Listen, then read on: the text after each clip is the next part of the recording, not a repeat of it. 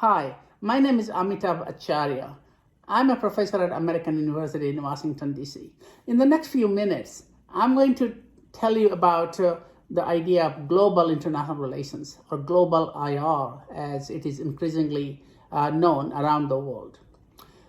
The first argument of global IR is that the field of study called IR, or international relations, as currently taught in classrooms or presented in textbooks, is very Western-centric or Eurocentric or Americanocentric, meaning that its narratives, its theories, its main concepts are drawn from Western history, Western experience, and Western civilizational narratives.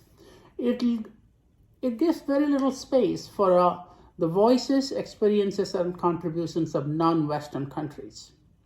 Now, to counter that, global IR calls for bringing in world history, that international relations will be based on not just European history or Greco-Roman history, but global history or world history.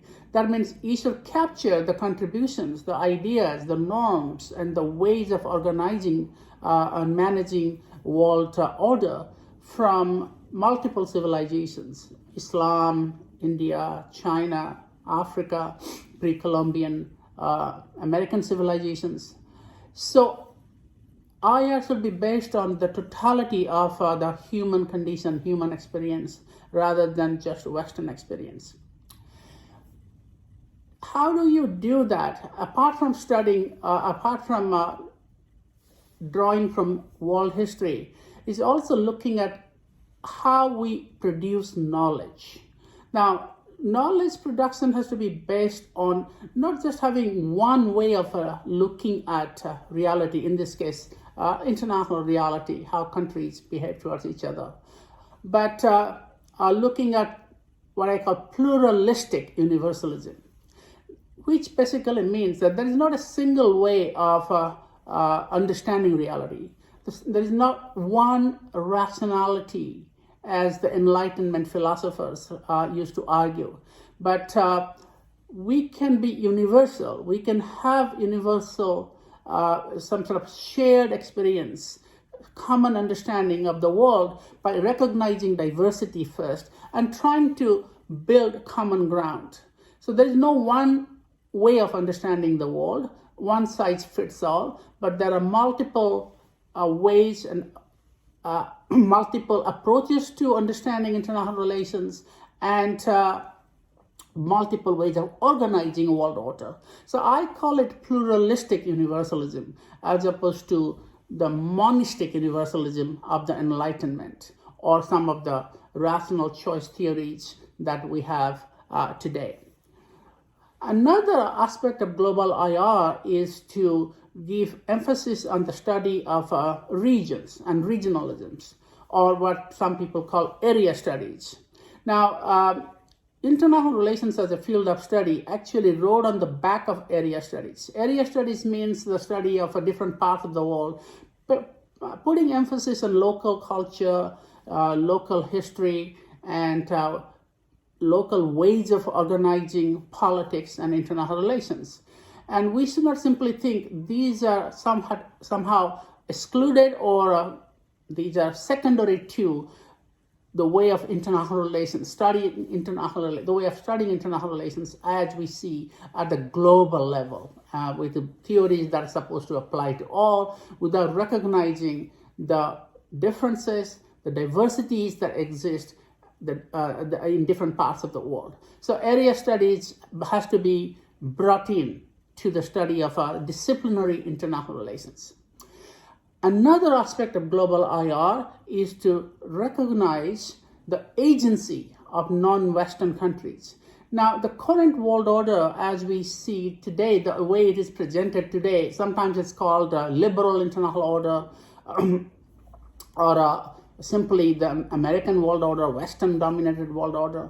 Now, this conceptualization doesn't recognize the fact that non-Western countries, including post-colonial nations, after they emerged from European colonial control, they have made a tremendous number of contributions to building norms such as human rights norms, human security norms, or building cooperation, building global institutions like the UN and the United Nations, other organizations like the IMF and World Bank, also in building regional organizations which play a very important role in their own regions. Now, these contributions have to be captured when we study international relations. So that is like recognizing the agency of non-Western countries.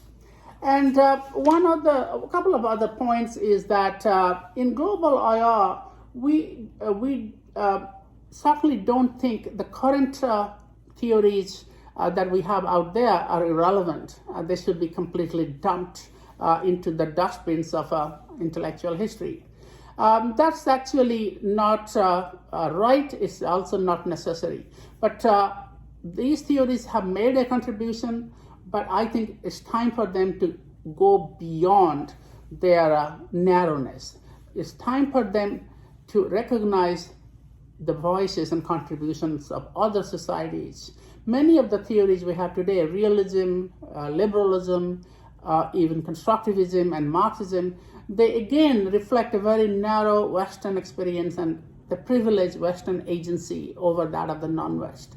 Global IR calls upon them to recognize the agency, the contributions of other societies, and if they do that, then they can enrich themselves as theories, but also they can enrich the study of international relations as a whole. And finally, the idea of global IR doesn't really try to sort of create a monopoly of wisdom, that it is the only theory everybody should do. It is actually not even a kind of theory in the traditional sense. What global IR does is opens up the space, our thinking space, so to speak, for how we study and understand international relations.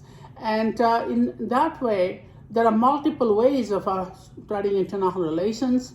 And instead of just narrowly focusing on one theory or other, one should be more open, more eclectic, and try to basically make the study of international relations more inclusive and sensitive to the contribution of all civilizations, regions, and nations of the world.